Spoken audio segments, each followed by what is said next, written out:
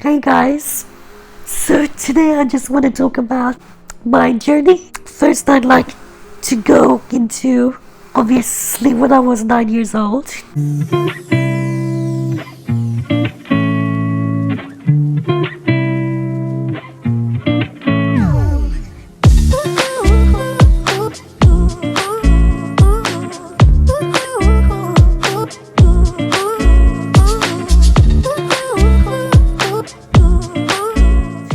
And finally the hospital did end up giving me the ventilator to use for overnight use. So those days my breathing was much stronger, so I'd only have to use the ventilator overnight for sleeping.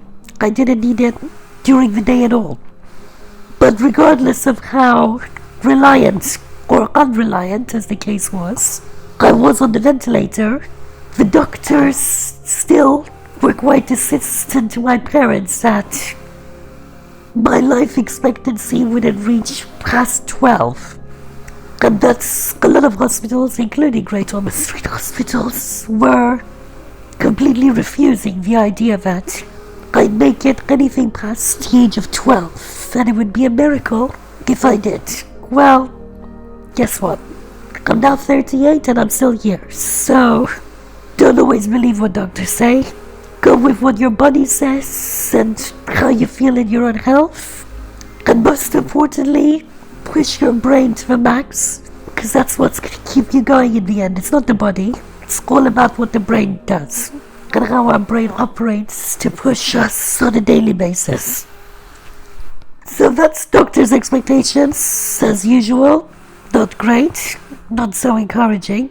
But anyway, the same very intelligent doctors who gave me the life expectancy up to the age of 12 max were the same doctors who, at Great Ormond Street, I was with from the age of 9 till the age of 16 years old.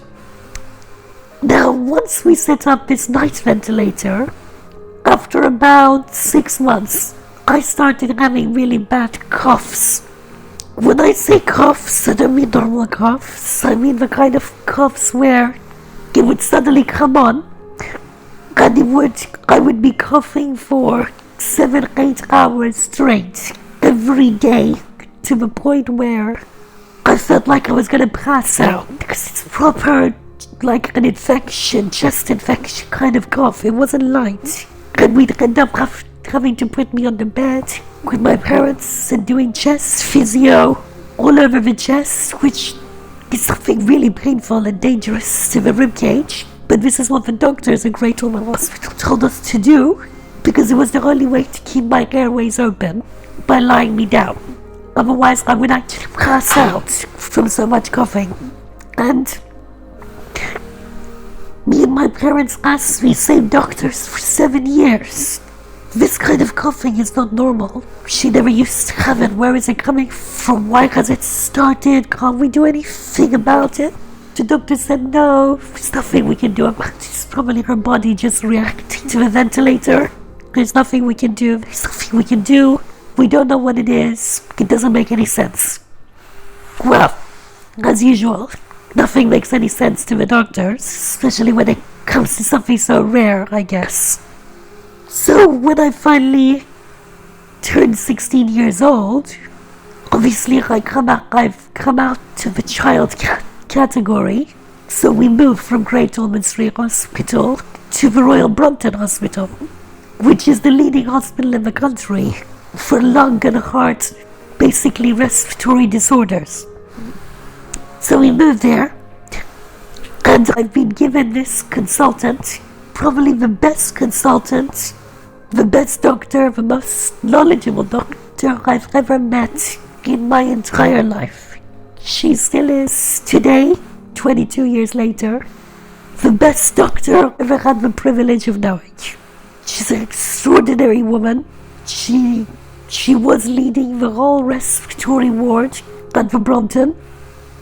What a progressive doctor she was for her time. And her name is Professor Anita Simons, but I'll go into that story of the Brompton Hospital and my consultant later on. But just briefly to say, once we were admitted to the Brompton Hospital, my mum and I asked her about this coughing and what it was. And all she said was, well, it's asthma. And you need to be taking asthma medication. You need to be using nebulizers. And me and my mom were completely shocked by such a revelation, something so simple could have fixed me these whole 7 years. Me coughing for 7-8 hours a day to the point where I'm passing out.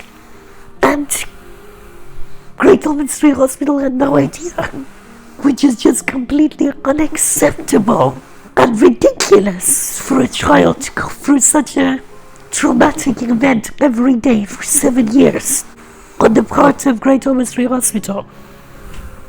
But Professor Simons at the Brompton prescribed me some nebulizers, and I've been taking these nebulizers for asthma, because apparently I have asthma, which was neglecting the information from Great Ormond Street Hospital.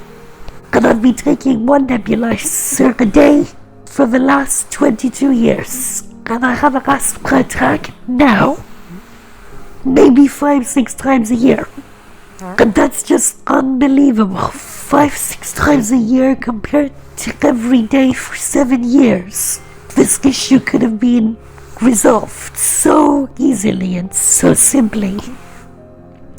I guess you guys are now starting to realize a little bit about how I feel about doctors and hospitals, and I do feel like I'm being neglected when it comes to my health. I hope you guys found my story interesting today, and please like, share and subscribe to my channel.